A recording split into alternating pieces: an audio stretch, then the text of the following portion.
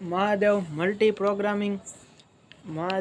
Multi processing operating system. આજના લેક્ચરની અંદર આપણે ઓપરેટિંગ સિસ્ટમનો આખો કોર્સ લોન્ચ કરી રહ્યા છીએ, એ પણ સાવ મફતની અંદર, એટલે કે ફીની અંદર.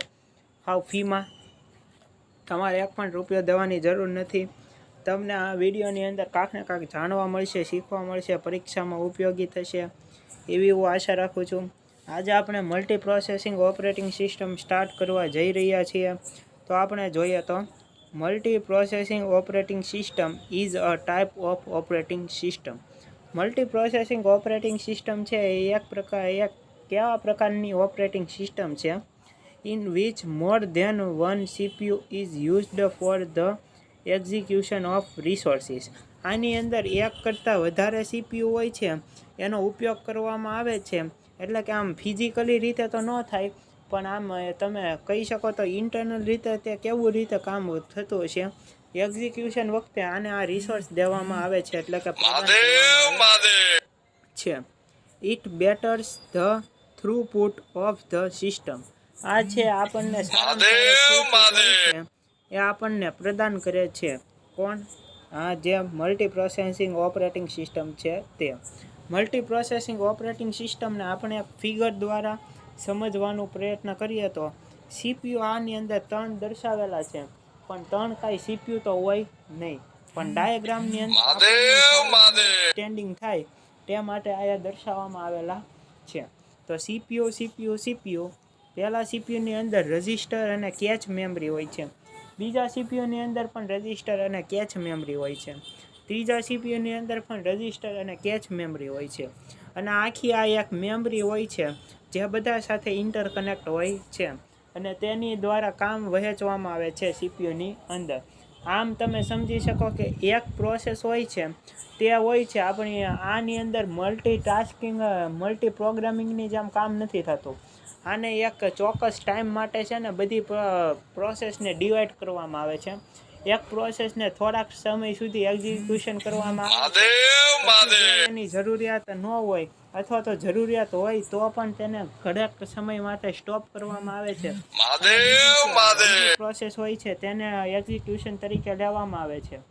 આવી રીતે સતત એક સર્ક્યુલર રીતે એક જે સ્ટ્રક્ચર છે તે ચાલતું રહે છે, અને કામ છે ઇઝી થતું જાય છે આની અંદર.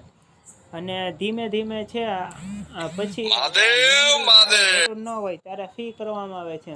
આવી રીતે છે, નહીં કે 3 CPU હોય એવી રીતે. તો તમે સમજી શકો. આપણે આગળ થિયરી જોઈ, જેનાથી તમારી અન્ડરસ્ટેન્ડિંગ સારામાં સારી થશે. Multi processing advantages of multi processing operating system. Advantage શું છે? પ્રોસેસિંગ ઓપરેટિંગ સિસ્ટમના. તો એની અંદર જોઈએ તો it increase the throughput of the system. આ છે ઇન્ક્રીઝ એટલે કે વધારો કરે છે. થ્રુપુટ એટલે કે આપણને સારામાં સારો રિસ્પોન્સ મળી રહે ઓફ ધ સિસ્ટમ તરફથી. As it has several processors. આની અંદર છે એક સાથે ઘણા બધા પ્રોસેસર્સ હોય છે. તેથી ઇફ વન પ્રોસેસર ફેલ્સ, એક પ્રોસેસ હોય છે એ ફેલ જાય, we can process with another processor. તો પણ એક પ્રોસેસ જો ફેલ જાય તો પણ તમે આની અંદર છે બીજી પ્રોસેસ કરાવી શકો છો. મલ્ટી પ્રોગ્રામિંગની અંદર આપણને ગેરફાયદો શું હતો કે એક પ્રોસેસ આપણી પૂરા ફેલ જાય તો બધી પ્રોસેસ પાછળની હતી તે ફેલ થઈ જતી હતી. પણ આની અંદર નથી. આની અંદર આપણને એક એડવાન્ટેજીસ આ મળે છે. Better multitasking capability. આની અંદર સાથે ઘણા બધા ટાસ્ક કરવા હોય છે, ઘણા બધા સરળ. Enhanced system રિસ્પોન્સિવનેસ.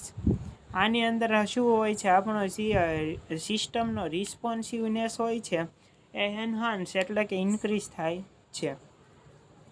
Disadvantages of multi processing operating સિસ્ટમની અંદર જોઈએ તો due to the multi CPU it can be more complex and somehow difficult to understand.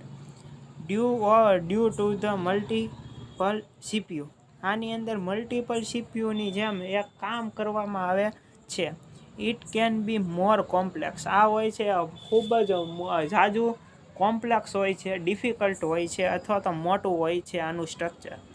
And sum how difficult to understand. અને બધા માટે આને સમજવું હોય છે ડિફિકલ્ટ એટલે કે મુશ્કેલ બની રહે છે. મલ્ટીટાસ્કિંગ ઓપરેટિંગ સિસ્ટમ આગલા લેક્ચરની અંદર ભણીએ. અત્યારનો લેક્ચર થંભાવીએ. તમે તમારું કામ કરતા રહો, શીખતા રહો, આગળ વધતા રહો. મહાદેવ મહાદેવ.